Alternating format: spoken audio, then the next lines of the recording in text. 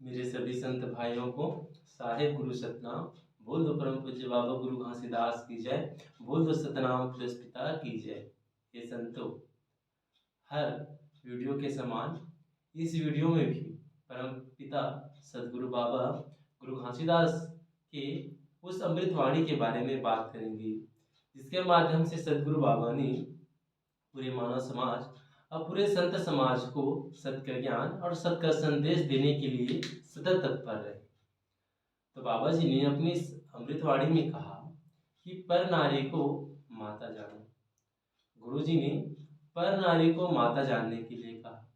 जैसे कि हम पढ़ते हैं और जानते हैं कि महाभारत रामायण जितने भी शास्त्र और वेद हैं, सभी में यह बात कहा गया है कि पर नारी को माता जानो। परम पूज्य बाबा गुरु घासीदास ने पूरे संत समाज और पूरे मानव समाज को यही सत्य ज्ञान, यही सत्य का संदेश बांटने लगी और कहने लगी। आप सब यह बात जानते हैं और समझते हैं कि जिस समय परम पूज्य बाबा गुरु घासीदास जी जन्म लिए थे तो अंग्रेजों का शासन था।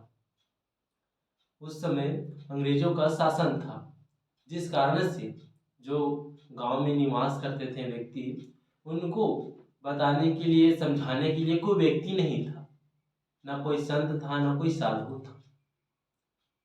तो परम पिता परम पूज्य बाबा गुरु घासीदास ने सबको यही ज्ञान सत्य का संदेश दिया और बताया और कहा कि पर नारी को माता जानो, माँ का सम्मान दो।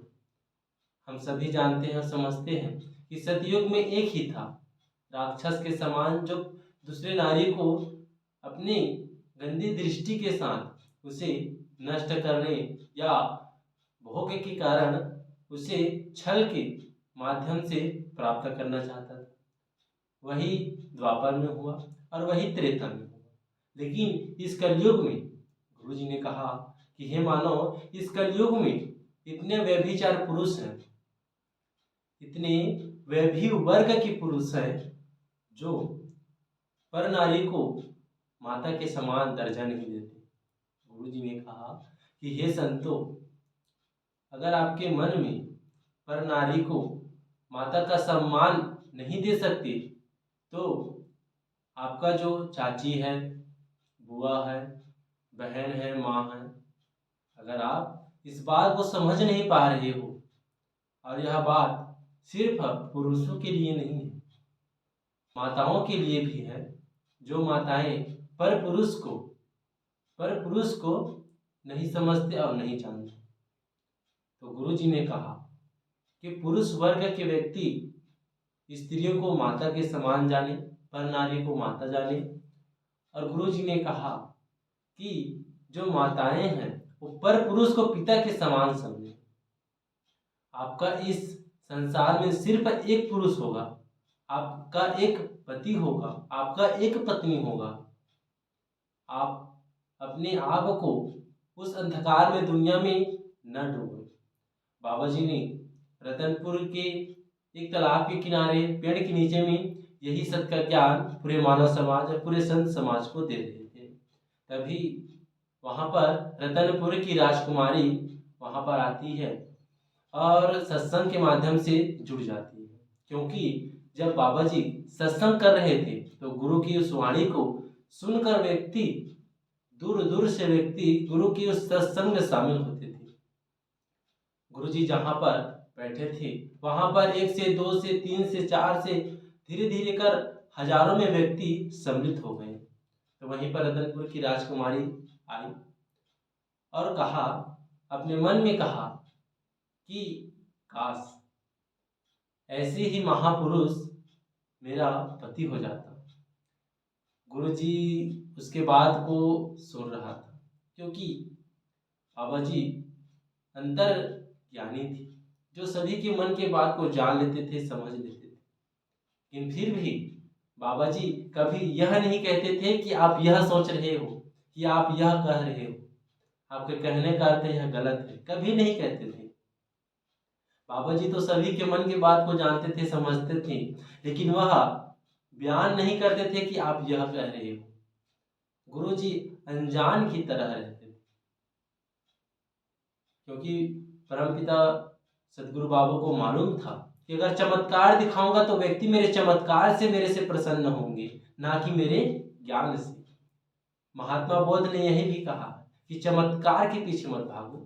परम पूज्य बाबा गुरु घासीदास ने कहा कि चमत्कार के पीछे मत भागो। वो ज्ञान ही आपका चमत्कार है, वो ज्ञान ही आपका शक्ति है। तो बाबा जी की उस सत्संग वाणी में इतने मधुर थे कि व्यक्ति दूर दूर से आकर के जुड़ते थे। तो राजकुमारी यही मन में अपने विचार लगा रहा था। तो राजकुमारी गुरु के चरण में आई और गुरु के चरण को प्रणाम किया। तो बाबा जी ने कहा, हे माते, हे माते, आप कहाँ से हो और यहाँ आई हो, तो जो मैंने ज्ञान बताया उसे अच्छे से समझ पाई? तो उसने कहा, हे गुरुजी, मैं आपके ज्ञान को पूर्ण रूप से समझ गई हूँ। तो सदगुरु बाबा ने कहा, आप कि कहाँ से आए हो? सदगुरु बाबा ने उस राजकुमारी से कहा कि हे माते, आप कहाँ से आई हो? तो उसने बताया कि मैं इस राज्य की राजकुमारी हूँ। गुरुजी ने कहा कि मेरे इस ज्ञान को आप हमेशा ध्यान दे करके और अपने जीवन में उतार लेना कि कभी भी किसी पुरुष को गंदी दृष्टि से न देखें और पुरुष को पिता के समान समझें। बाबा जी ने यही सत्य का ज्ञान, यही सत्य का संदेश पूरे मानव समाज और पूरे संत समाज को दिया।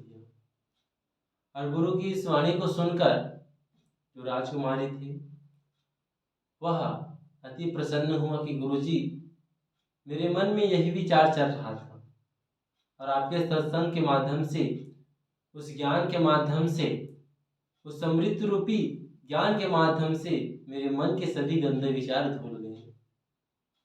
गुरुजी समझ गया और बाबा जी ने कहा, अपने आलमदास और शिष्य थे उससे कहा कि इस राजकुमारी को इनके राज्य तक पहुंचाया जाए।